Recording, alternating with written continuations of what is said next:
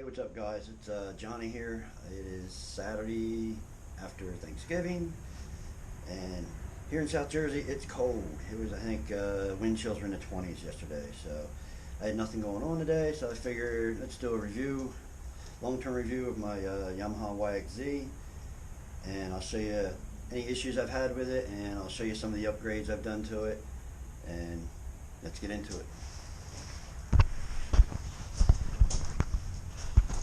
First off, I got 2,600 miles on this machine. I bought it about 15 months ago, just shy of 15 months ago, brand new.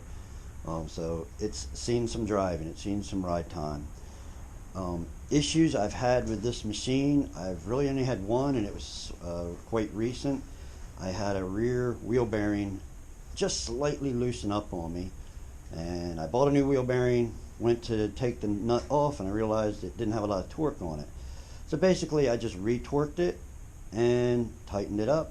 I went for a ride on Thanksgiving Day, went out and did 103 miles at my local spot, and I checked it yesterday and it's nice and tight. So really that one wheel bearing is the only issue I've had with this machine after 2,600 miles.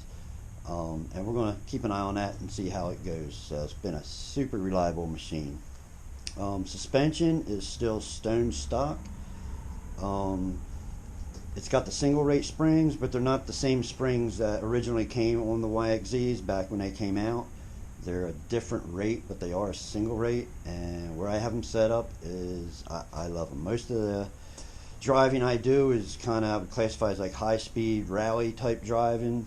You know, some small low flying jumps, all high speed, lots of drifting. Even though I'm here in Jersey, I've done some Pocono riding. It's all tight rocky trails. Not really my flavor, but if you loosen up the suspension, when I say loosen up suspension, turn everything to its softest setting, it actually does pretty good on those rocky trails. Right now I have the front suspension set up super soft on all the settings, and the back I have maximum rebound, maximum low speed compression to help with the body sway, and I think my high speed compression is about in the middle, and that's a good combination for where I ride locally. And I also spend a lot of time down at Dormtown, Georgia, which if you've never been there and you live on the East Coast, you don't know what you're missing. You need to go to Dormtown. That place is so awesome. I plan on going there probably 5 or 6 times next year. Again, I'm from Jersey, so it's a good 12 and a half hour drive down there. Spend 2 or 3 days, you'll love it. But again, I got 2,600 miles on this machine. It's been super fun, super reliable. I did upgrade I'll try and use a flashlight here to see them. I did upgrade the sway bar end links on all 4 corners because they're a known weak spot. I did upgrade in the rear. There's a rear frame support you should get. There are several companies that offer different styles. I think mine's Weller Racing. It's a bolt-on one. You got to cut out some of the gusseting, but it's worked out pretty good. I've had no issues with that.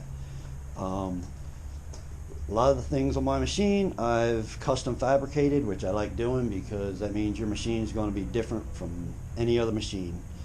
I prefer to do my own stuff rather than buy something that everybody else has the same thing. I did a front Baja bumper, as you can see. I just did it just for looks, just something I wanted up there, and I knew I wanted to mount my lights down low on it. Everybody usually mounts them up on the roof, up front. I just wanted to do something different. Made up some nice thick brackets here for those lights, and then unfortunately I kind of covered them up when I added these side pods, which work real good for turning, whether it's a slow turn or a drifting turn. They really light up where you want to see. And again, with this year model, because the radiator's in the back, I can get away with running this style of a bumper. The earlier models, you couldn't run this bumper because they got the radiator up front, so you'd be blocking all the air. So, but it's something I wanted to do. Front fender extensions, I don't think they look too bad. I like them. They cut down on a lot of mud coming in the cab, being flung up by the rear wheel or the wheel and going in the cabin. And they've held up very well. They were a little tricky to build because of all the different types of bends and so forth. I apologize if the camera's shaking a little bit. I'm just holding a little GoPro Cube camera, so it's hard to hold them still. The lights up front are just blazer lights from AutoZone. They work very well. Out to about 100 feet, they're pretty good. And just this past week, show you something. I added some rigid, they're called hyper spots. Those things are very pinpoint. I wanted something for when I'm running fast in a long straight. I wanted something I could see quite a ways down the trail or down the road I'm running. And those things are amazing. They're good to probably, I'm going to say a good 500 feet, you have good visibility. But they're very focused. They're not a wide beam, which is what I was wanting. So they were well worth the money. I think they were, I got them on eBay for like $255, but they worked out. I've only tested them Thanksgiving. Dad did a day ride into night, and they worked out very well. Still running the stock front tires. They're getting close to being replaced though. I'm very meticulous with maintenance. This machine gets washed after every ride. I spray everything below the white plastic. I spray down with WD-40. Keep everything nice and lubricated. When after I get done spraying it down, I'll come back and I got a rag that's just soaked in WD-40. I just wipe everything down to get rid of like the drippy look. But everything's nice and fresh looking. Just keeps stuff from rusting. Keeps spray it on your shock shafts. Keeps them lubricated so they're not dry the first time the shocks move up and down. I've had no issues with drive shafts, ball joints. Everything is still super tight. Like I said, the only issue I had was that one right rear wheel bearing, and it just had a tad bit of play, and then I snugged it up, and after 100 miles it's still good. So we'll keep an eye on that, see how that goes.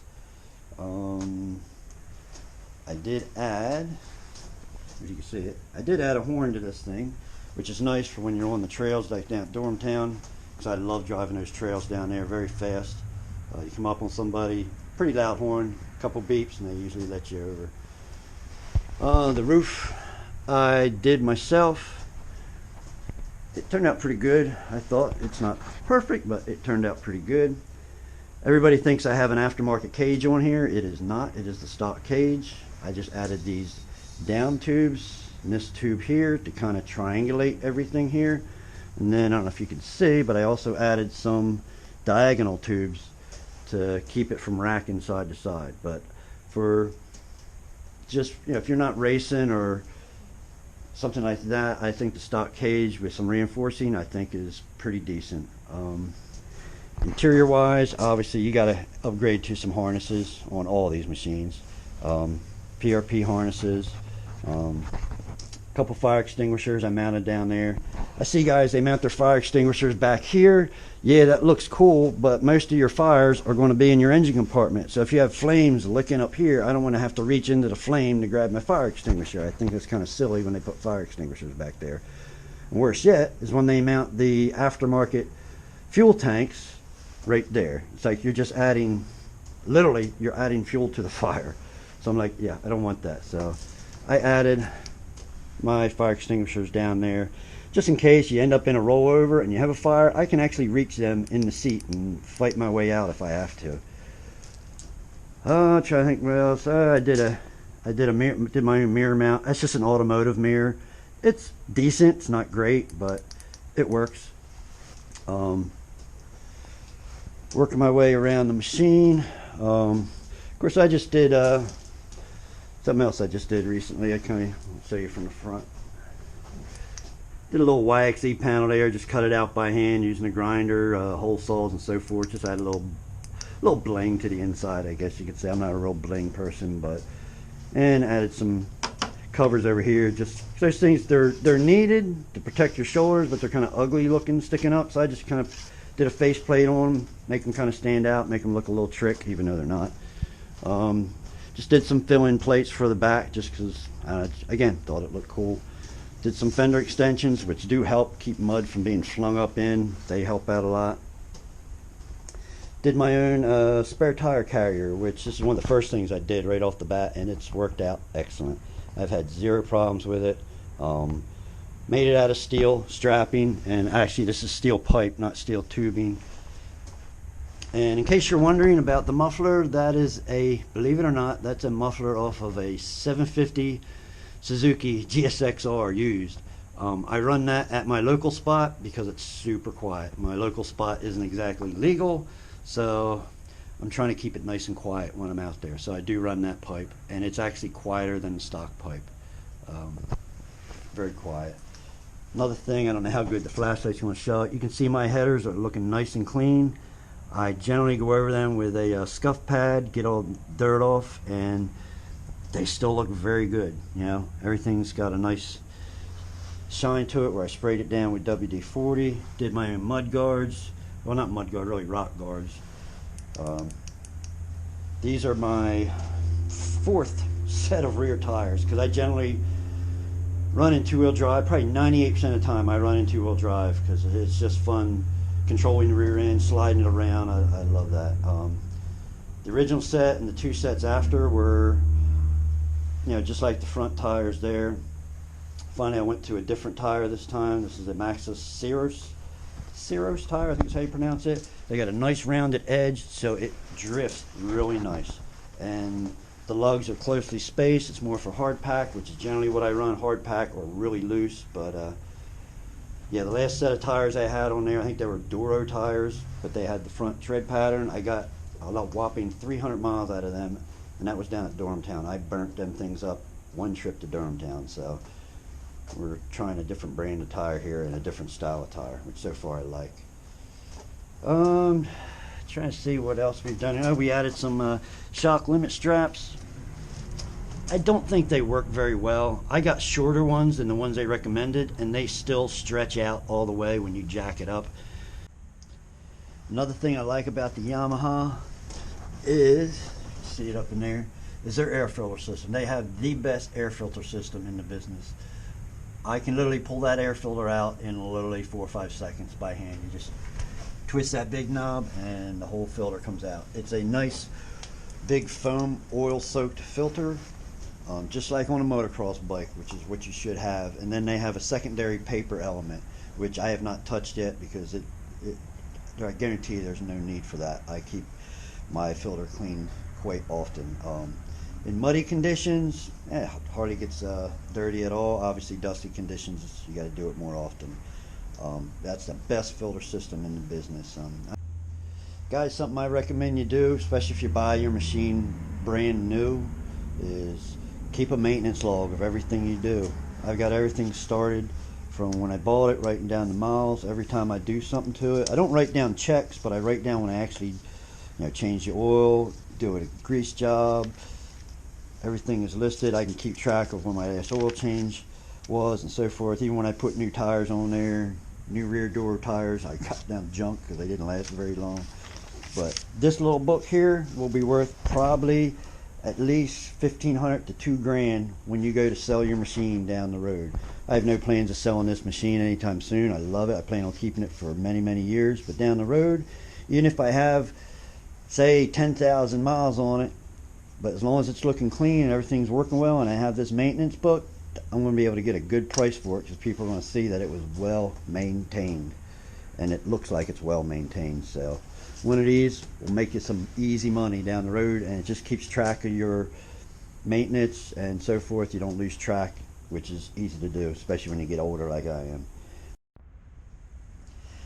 As you can see, I added some rock lights on all 4 corners. I also added a couple tail lights up top because I eliminated the stock tail light brake light to make room for that pipe, which I don't really want a brake light anyway.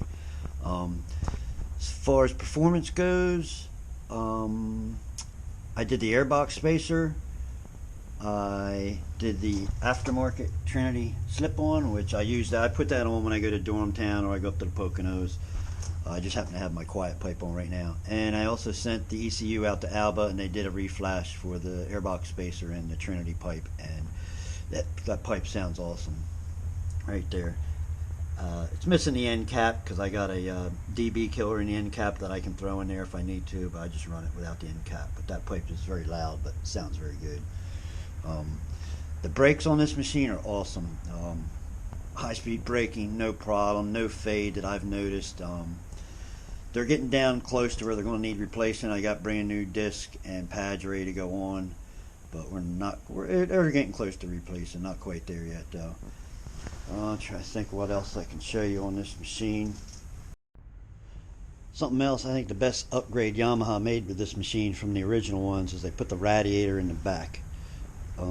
That radiator runs from frame rail to frame rail. Biggest radiator in the industry.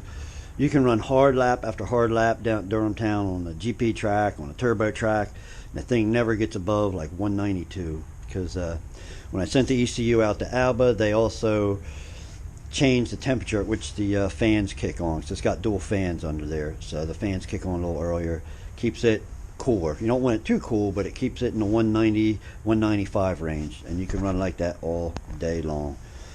Super cool.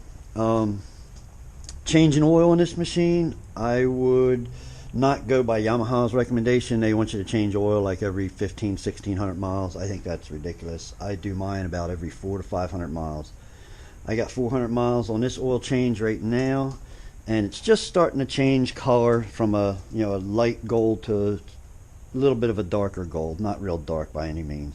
I'll probably get one more ride out of it, and then we'll go ahead and change it out. Change your oil often. Don't go 1600 miles. That's too far. Something else I also did, I also raised my seats 2 inches because I like to sit a little bit higher, and it just gives you better visibility over the top. I also added, hard to see, there's some access plates. That one there is for checking the transmission, and then that one up there is for greasing the rear universal joint on the front drive shaft. Put those couple plates in there, cut yourself some holes, make up some plates. Otherwise you got to take all this plastic out to get to that stuff, which means you're not going to check it as often. So 2 screws, that plate pops out, I can easily check my transmission fluid, and makes it easy when you're adding stuff. That's my extra 5-gallon fuel tank. Nice metal tank strapped in there. Down in here I actually have, if you can see, that's a rear tub out of a jet ski. I got all my tools, straps, first aid kit, whatever you want, squeezes in there nice and dry. Obviously with the fuel tank, the extra gas tank, you can't have a passenger with you, but you can get a passenger in there, no problem, even with the jet ski tub in there. And I think what else, I got all my switches mounted right there, except for I just mounted this one here. It's my overhead lights, the hyper spots. I mounted them there because that's the switch. There's a special switch they came with the wiring harness and all, so I mounted that there. And I think that's just about it with this machine. Little interior light. All my lights are red. It's been super fun machine. I've had no issues with it other than that one wheel bearing issue. Man, I don't know what else to say. It's been super fun. I think it's a great machine for the East Coast. Like I say, if you lighten up the suspension all the way around, it handles rocky trails pretty good. If you're doing it like slow rock climbing, that's not its forte. You'd want a belt driven machine. I'm not a belt driven person. I love the transmission, love shifting. So much more fun. Not that the belt driven machines aren't fun, it's just shifting is just more fun, if you ask me. And I think that is about it. Can't think of much anything else to tell you. So I guess I'm going to go ahead and sign off, and that's it, guys. We'll catch you down the road. You want a nice, reliable, fun machine? You absolutely cannot go wrong with a Yamaha. Alright guys, we'll catch you later. See ya.